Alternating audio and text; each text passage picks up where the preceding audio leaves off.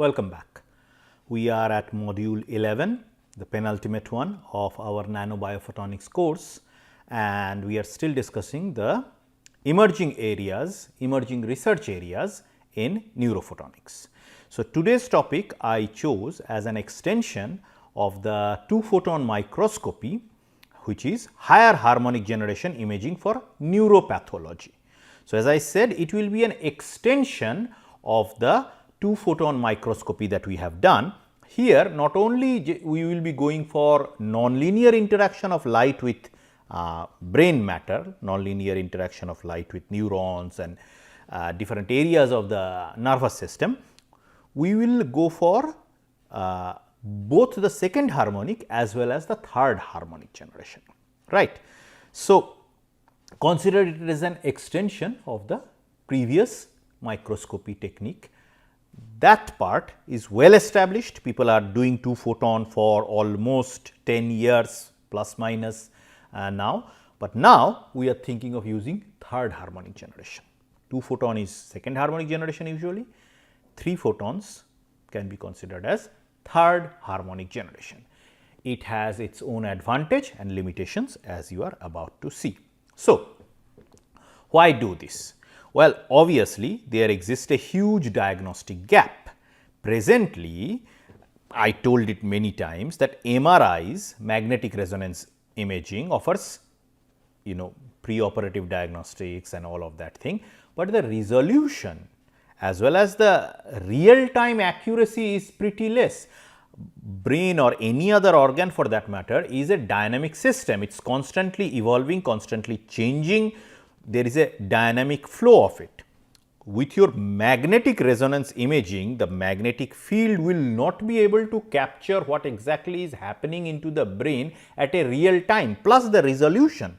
The resolution is the most important thing. Resolution, very small resolution, very high resolution at a cellular level is a requirement if you want to detect several diseases at the earliest stage. MRI for the time being, of course, there has been several instances of development in MRI, but till now MRIs, to the best of my knowledge, lack the higher resolution, a single neuron level, and at the same time real time accuracy, i.e. a few nanosecond change in individual neurons from resting potential to action potential to back again resting potential. Trying to detect it using MRI is going to be difficult, right.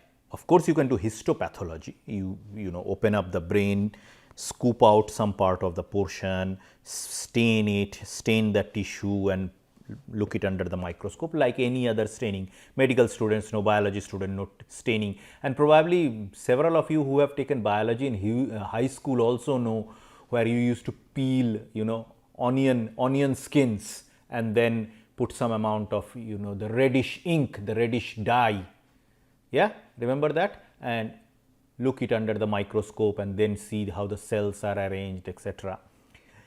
It's one thing to look into onion skin under the microscopes, stained onion skin under the microscope. It's completely different and far more complicated to stain part of tissue and to diagnose if there is any cancerous growth. You do know cancer does not spread homogeneously, even inside the tumor, even inside a whole tumor, you will have different areas of the tumor displaying different amount of metastasis. So, histopathology provides accurate diagnostics. Histopathology, staining based things have the biopsy has improved by leaps and bounds. Now, AI is being used, artificial intelligence is being used, but it still depend on the person. It still depends on the accuracy of the pathologist, it still depends on the staining technique which is technically inaccurate, and of course, it is time consuming. It takes up till 24 hours post surgery. Intraoperative techniques such as stained section or smear preparation are limited and time consuming, and most importantly, this staining or histopathology per se, which is still the gold standard for biopsy or histopathology, staining a tissue and looking it under the microscope and trying to diagnose, suffers completely from this intraoperative as well as interoperative variability. What does that mean? Meaning, one single slide of the same tissue that has been stained can be diagnosed different by the different pathologist. Pathologist A will say cancer stage 2, pathologist B will say cancer stage 3. The difference is their experience. The problem is interoperative variability, where the same stain, the same tissue, same stained tissue, same fixed tissue, you give to pathologist A today, this will be the diagnosis. You give the same tissue to the same pathologist 1 month later, there are chances that the pathologist will say a different thing. So, there is a huge variability or deviation both within the same pathologist as well as a different pathologist. Those of us who are working in oral cancer, specifically oral cancer, as this is very much prevalent in Southeast Asia because of our lifestyle choices of chewing tobacco rather than smoking, interoperative and intraoperative variability is tremendous. But anyway, we are not talking about oral cancer today, we are talking about brain. So, moral is that there exists a diagnostic gap. I want to understand what is happening at a cellular level, at a neuronal level. At the same time, I want to be accurate. It is not that 4 people look into the neuron, look into the same neuron and give 4 different diagnoses. Yes, no, maybe, I do not know. All 4 options should be limited, should be eliminated, and only one option should remain when it comes to trying to save lives and trying to diagnose. Because think about it, these days if a person goes who suspects she or he is suffering from oral cancer, go to 4 different pathologists in 4 different diagnostic centers, there is a pretty good chance that that person will get 3 to 4 different types of diagnostics. Yes, cancer, no, not cancer, maybe cancer, and I do not know, can't say. So, which one is the person going to accept? And based on that, where the person is going to go to seek medication, because diagnosis is the very first stage based on which a medication is prescribed. Fluorescence imaging during surgery has limitation like uneven dye distribution and non-specific staining. So, you have opened some person's brain up, you are trying to look into a tumor, trying to remove it, but you also want to know if the tumor is just at a specific position or it has spread, and then you have dyed inside the brain if you think it is suitable, and then you are trying to look through a microscope while the patient is anesthetized and the brain is open, and then try to figure out. So, imagine the complexity and the limitations it provides like uneven dye distribution and non-specific staining. So, these are real time challenges that medical personnel face on a day-to-day basis. If the diagnosis is proper, if the biopsy is right, if the staining was even, if the staining was uneven, and based on which a person's life will depend. So, we need to utilize some new type of technologies that could have potential to do that. One such potential wise technology is third harmonic generation microscopy. So, third harmonic generation is a label free imaging technique. You do not need to worry about how evenly, homogeneously the dye has spread. So, it does not require the use of exogenous contrast agents or dyes. Third harmonic generation is a nonlinear optical process that only occur at the focal point of the excitation beam. This enables 3D sectioning. So, you are sending a laser beam containing 3 photons.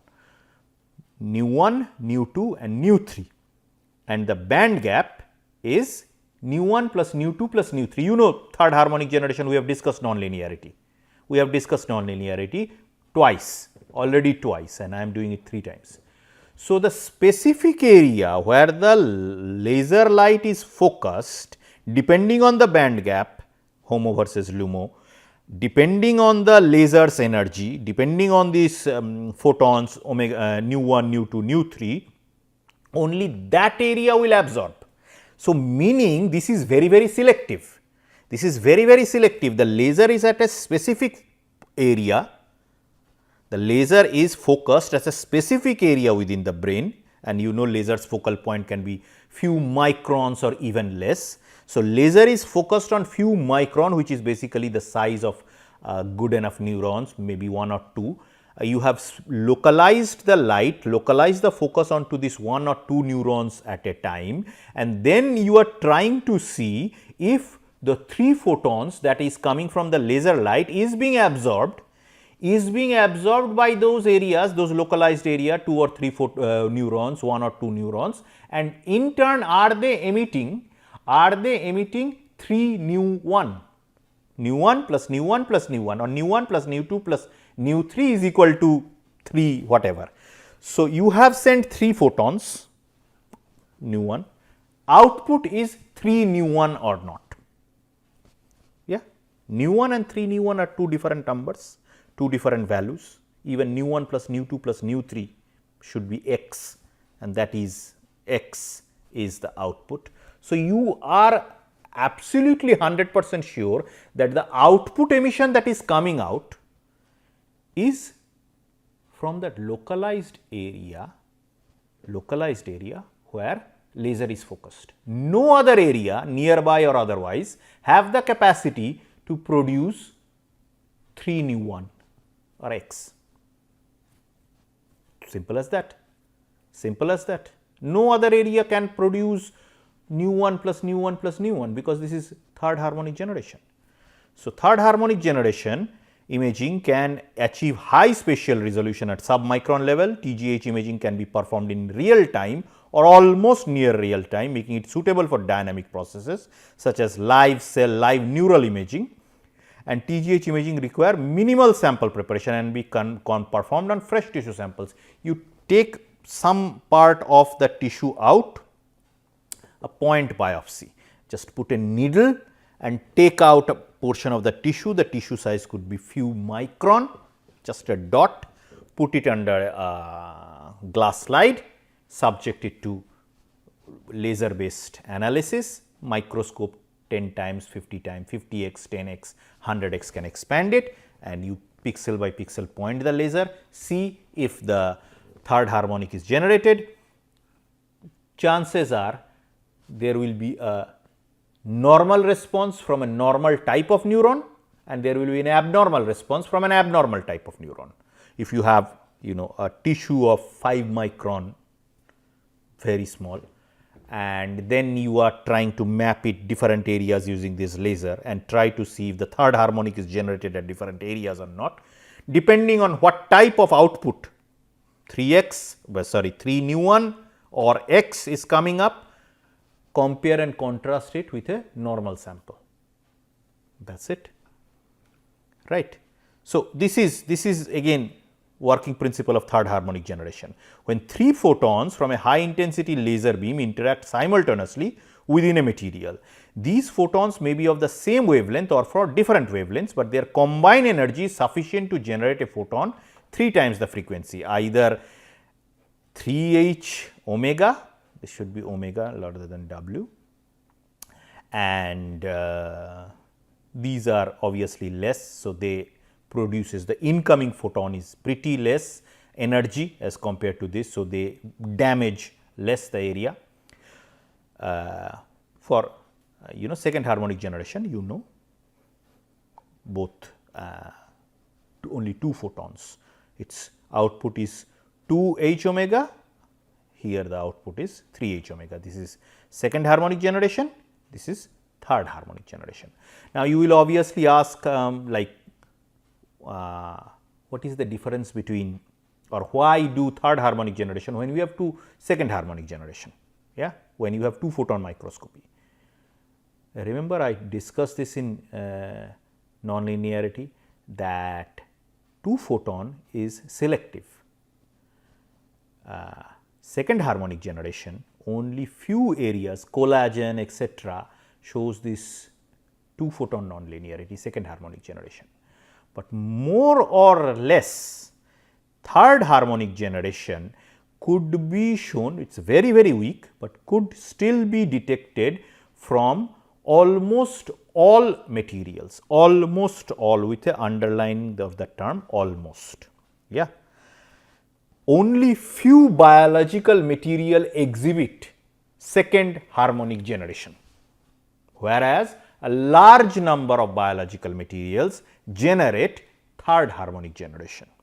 So, even if you have a complicated structure like the brain, you are not only detecting collagen, which can be given by second harmonic generation, but you are trying to detect everything: collagen, proteins, this, that, neurotransmitter, blood vessels, etc., for non-brain, and you want to see weak effect. Second harmonic generation by definition is weak effect, but nowadays we have sensitive enough detectors to measure this 3 omega, 3 times this omega, H omega 1 plus H omega 2 plus H omega 3, and try to map that entire area.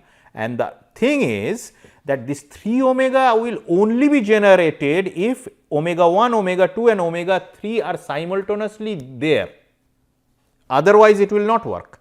And you are ensuring that it is coming from a specific area because you have focused the light on that specific area itself of the tissue. So, that is it. If you have understood this, then you understand the overall process of third harmonic generation.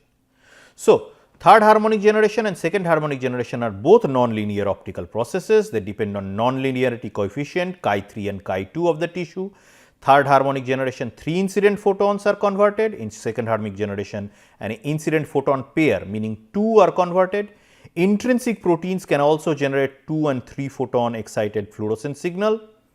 When a sample is illuminated with near infrared light, third harmonic generation, second harmonic generation and multi-photon autofluorescent signals generate distinct harmonic and broadband. You can, depending on your money, you can simultaneously give 2 photon generation, 3 photon generation, fluorescence, infrared, whatever, and then try to map the entire brain.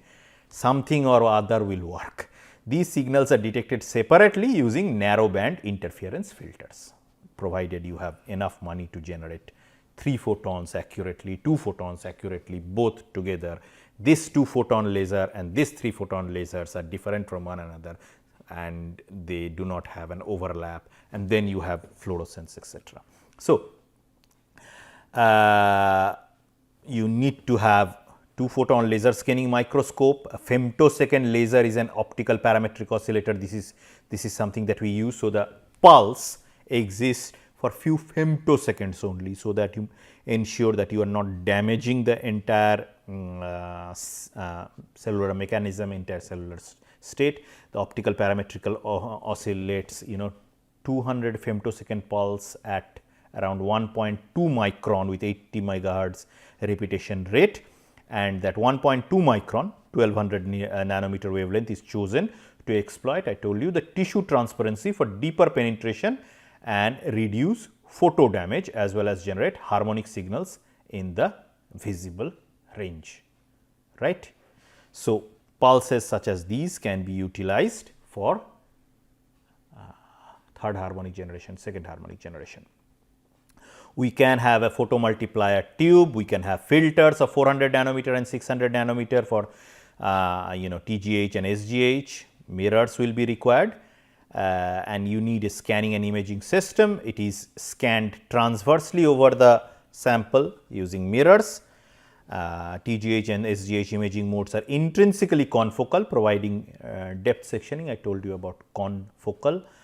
The out of focus areas can be removed, out of focus beams can be removed. The 3D image of tissue volume is obtained by vertically scanning the microscope in Z direction.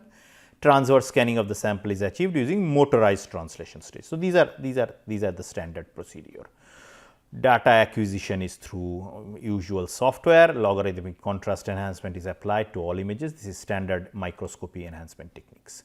So, where do you use it?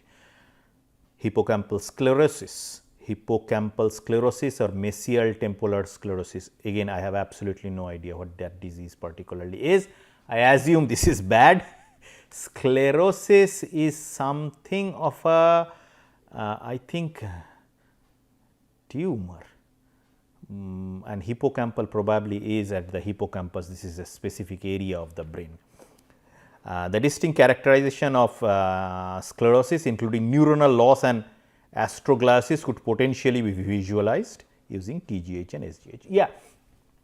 So, in loss of neurons, I forgot to tell you, a loss of neurons or presence of misfolded proteins around the neurons, which are characteristic feature of dementia, neurodegenerative disease such as dementia, Alzheimer's, Parkinson's. So, you either have loss of neurons, less amount of cells, less amount of nerve cells, or the neurons are producing misfolded proteins, proteins whose conformation has severely changed.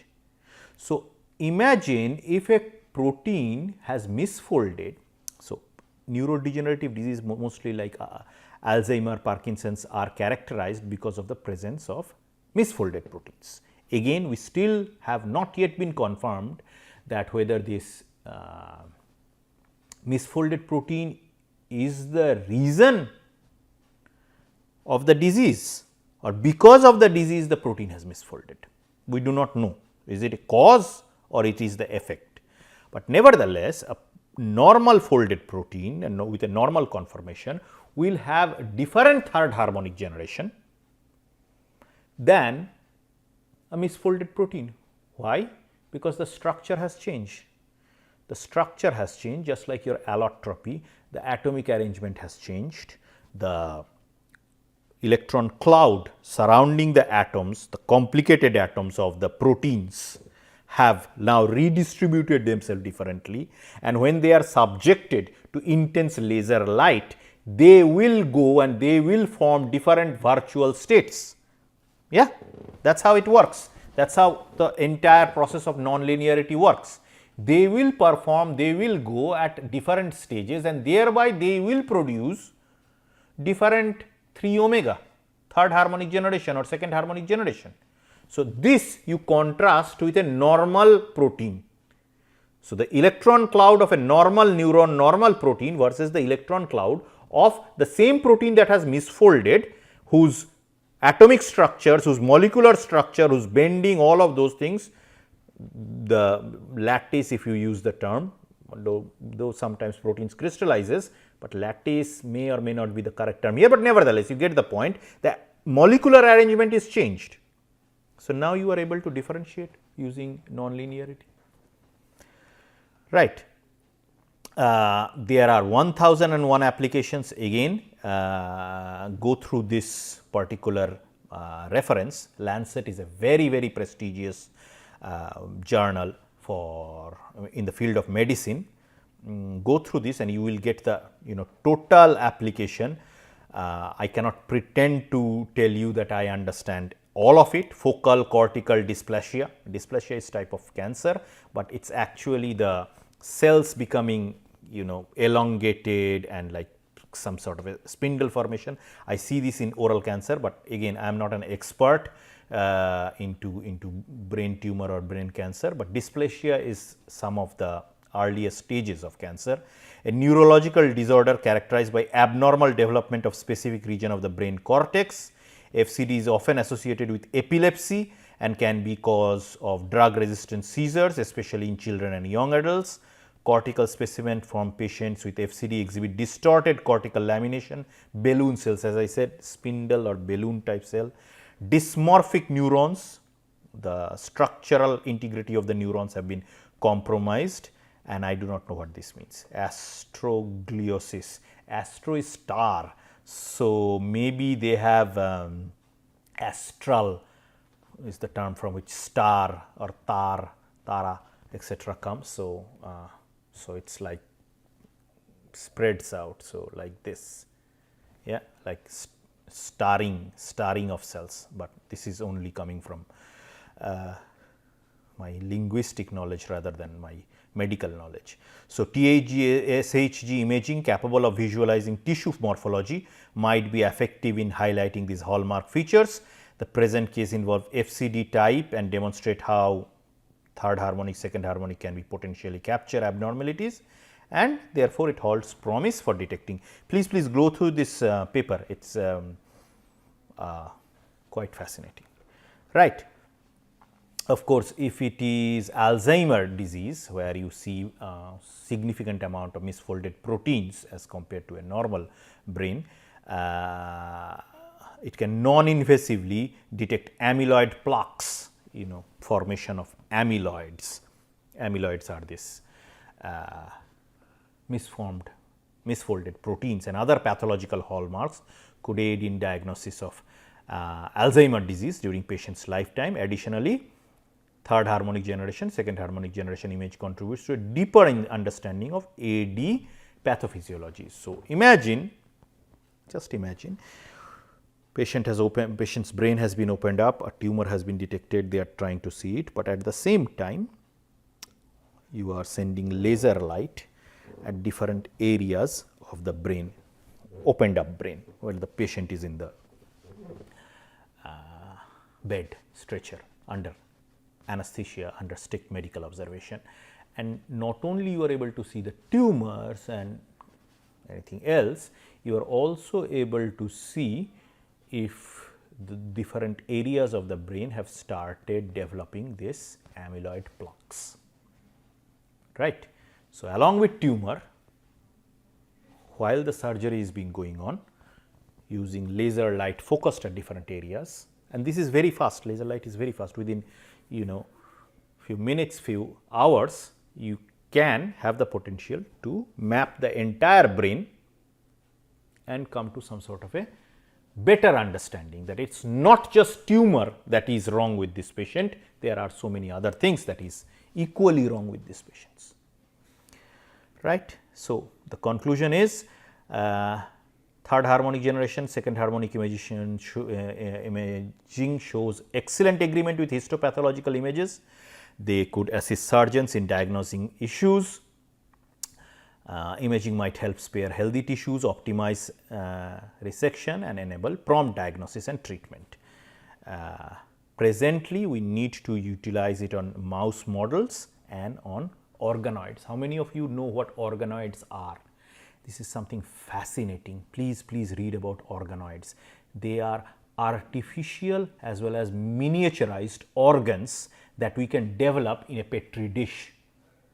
And no, they are living, I mean they are functioning organs. It is not a replica, it is not a model, it is not made up of clay. We can create miniaturized version of organs, most organs in a petri dish. They are called organoids. Read about organoids. This is not part of nanobiophotonics, but organoids is something that is going to change your entire medical field pretty soon. You develop individual organs in a petri dish, miniaturized living functioning organs in a petri dish, and work on it, put medicine, put laser light and try to see it, and then when this simulated this artificial organoid thing has worked, you can then try to utilize similar techniques onto a living person. Previously, we used to sacrifice mouses for that, but now you can have a specific organ in a petri dish, and just that organ along with blood vessels etc., with proper media and culture and all of that thing, you can utilize it for its property modification. It could provide insight into the effect of drugs and disease processes over time. So, these are the concepts that we discussed today, and these are my references. Please go through the Lancet paper that I discussed, and I will see you in next class. Thank you very much.